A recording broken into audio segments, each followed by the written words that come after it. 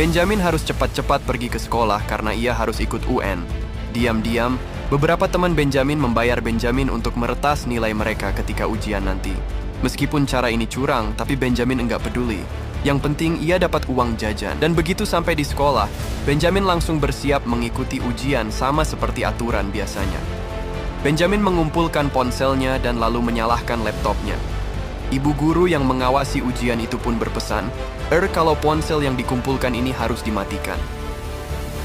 Tapi Benjamin sengaja mengabaikan peraturan itu karena ia punya strategi lain.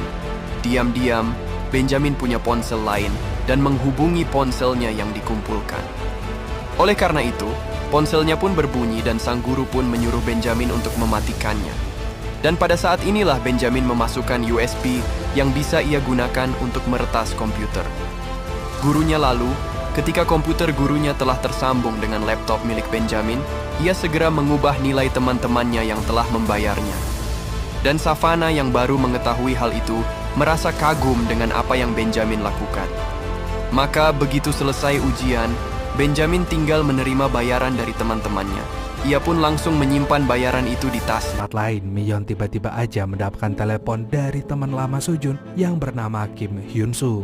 Dia adalah seorang pengacara. Dia mengatakan kalau salah satu pekerja Sojun mengalami kecelakaan di tempat kerja hingga COD dengan malaikat. Dan akhirnya membuat Sojun harus dipenjara. Namun hal ini dapat diatasi kalau Miyeon dapat mentransfer uang damai ke rekening miliknya senilai 875 juta saat ini juga. Karena Miyeon panik dan IQ Miyeon hanya setara ikan sapu-sapu, tanpa ragu Miyeon pun langsung mengirim semua uang tabungannya untuk membeli rumah demi Sojun agar nggak masuk penjara. Sementara itu, kenyataannya Sojun baru aja berhasil menyelamatkan pekerja yang hampir jatuh tadi.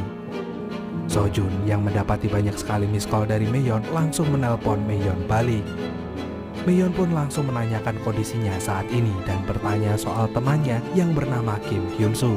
Mengetahui kalau Sojun baik-baik aja dan gak pernah mempunyai teman bernama Kim Hyun-soo, Miyeon pun menyadari kalau ia baru saja ditipu. Miyeon pun panik, dia langsung segera bergegas melaporkannya ke bank. 무슨 일이지? 신분증 먼저 주세요. 제가 계좌 조회 좀 하려고 하는데요. 네. Sementara itu, para penipu dengan cepat bergegas langsung menarik uangnya secara tunai.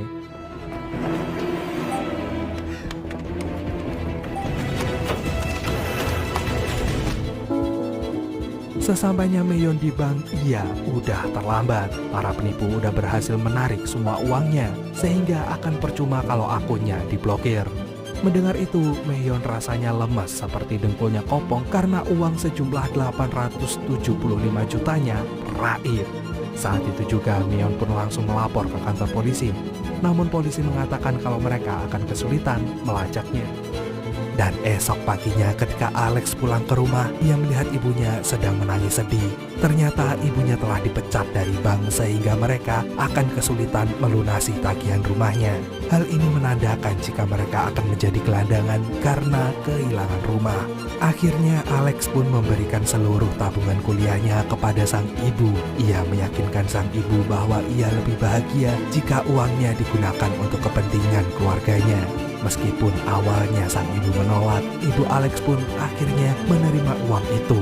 Lalu Alex berjanji ia akan mengumpulkan uang lebih banyak lagi. Akan tetapi sejak saat itu Alex membenci bank karena telah memecat ibunya. Ia merasa bahwa bank telah merusak semua rencana masa depannya, dan oleh karena itu ia harus kehilangan seluruh tabungannya. Padahal waktu kuliah sudah semakin dekat. Namun tiba-tiba Alex teringat pada komunitas dark web yang berhasil membobol sistem bank.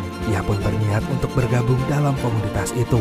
Tapi untuk menjadi anggota di sana, ia harus menjalankan satu syarat, yaitu mencuri identitas seseorang melalui kepemilikan kartu ATM. Oleh karena itu, Alex mengincar temannya yang kaya raya sekaligus menyebalkan di sekolah sebagai korban pertamanya. Dan ternyata hal itu cukup mudah sehingga Alex berhasil bergabung dalam dark web ini. Akhirnya, ia pun mulai mencari uang melalui situs tersebut. Yes, I leaked the information to dark web before.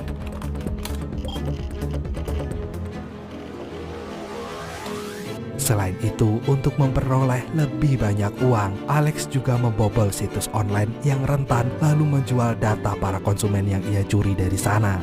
Dan dalam sekejap, Alex telah berhasil mengumpulkan uang 30 juta dolar yang dapat ia gunakan untuk biaya kuliahnya.